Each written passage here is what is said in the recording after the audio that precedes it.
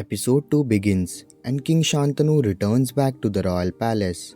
There is a clear sadness on his face after hearing Satyavati's demands. In the royal palace, preparations are underway for Devvrat's welcome ceremony. Noticing the sadness on Shantanu's face, Devvrat inquires about his well-being. But Shantanu assures him that he is perfectly fine, and shortly after, the welcome ceremony begins. Shantanu announces Devvrat as the Prince of Hastinapur. And now several days have passed, but Shantanu cannot get Satyavati's words out of his mind. Both Satyavati and Devvrat hold a special place in Shantanu's heart, but Satyavati made him choose between his son or her. Witnessing his father's perpetual sadness, Devvrat eventually musters the courage to inquire about the cause of his distress. But Shantanu refuses to disclose the reason. But when Devvrat persists and refuses to eat until he uncovers the truth, Shantanu reveals that his heart is the reason behind his agony, and he says now he must get used to live like this since he doesn't have any other choice. Devvrat says, "To bring happiness back on your face, I will move the heaven and earth," and then he walks away. Now several days have passed, and Devvrat finds out about Satyavati. He heads into the forest to meet her, and upon reaching there, he offers her a respectful and warm greetings, and he respectfully states, "Hey Lady Satyavati, I have come here to request an invaluable gift from you, and that gift is my father's happiness. My father loves you immensely, and staying away from you has made him unhappy and despondent." Satyavati says, "My dear Crown Prince, my condition is no different.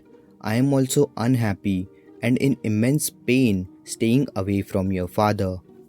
Devvrat questions, "If the separation is affecting both of you, then what could be the reason for it?"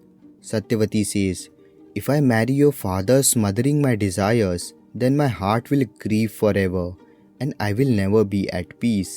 And someone who is not at peace cannot make others happy." Satyavati further says, "If I marry King Shantanu, what place will I be given in Hastinapur? How could I be respected there? And what will be my position?" To which Devvrat replies that you will be the queen mother of Hastinapur. Satyavati corrects him, stating that a queen mother is the mother of crown prince. Devvrat says, "I will accept you as a mother. I will honor and bestow the rights of a mother upon you."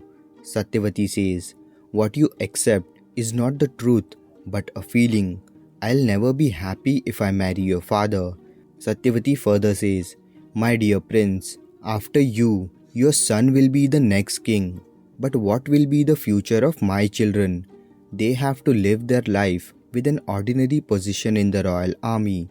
So one day they can die in the war for you and your son. And I will never allow that happen to my children.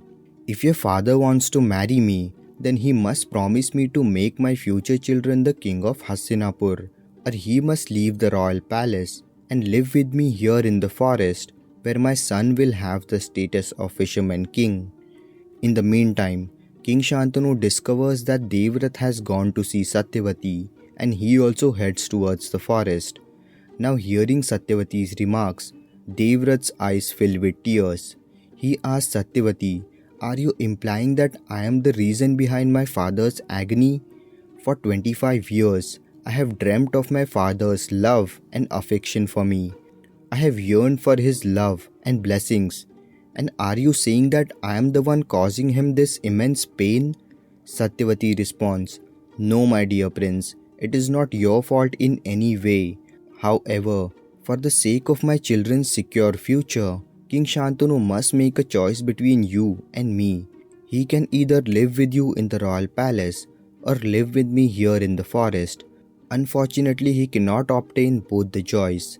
Devvrat says, "If that is your wish, my lady, then my father will have both the joys, and I'll make sure he enjoys them together." And he starts walking towards the Ganga river. He stands on the rock, and he slices his hand with his dagger. He drops his blood in the river, which sets the river on fire.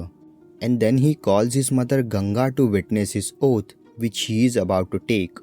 King Shantanu arrives there, but before he stops him, Devvrat begins his oath by saying, "Hey Lady Satyavati, I, son of the Ganga, take an oath that I will not be the king of Hastinapur and spend the rest of my life as the servant to the Hastinapur's throne. I will help your sons get their kingdom, and to ensure their lives are secure forever, I will never raise my own family. I will never get married myself, and I will remain celibate forever." Upon hearing Devvrat's oath, Shantanu is moved to tears. He says, "My son, what have you done? Such an unrelenting oath, such a great favor. But my son, did you forget that after a limit, a favor doesn't please but become a punishment?" To which Devvrat replies, "I have not done any favor on you, father. I just prevented a possibility of a power struggle in the future, and that is the duty of a prince, isn't it, father?" Shantanu says, "Not many people have the courage to term a favor as a duty, my son. Please give me an opportunity to repay your debt." Devvrat says, "Dear father, my only wish is, until the throne of Hastinapur is occupied by a just and competent person, I should not die." Shantanu raises his hand and he says, "I grant you a sacred boon, that death shall come to you upon your own will. You will control the time, place, and the person of your death. People would worship you forever for taking such a strong oath and address you as Bhishma." Devvrat humbly bows before his father, expressing his gratitude for his blessings. And episode 2 ends here. Please stay tuned for the next part of the story and subscribe to our channel if you like the video. Till then, goodbye.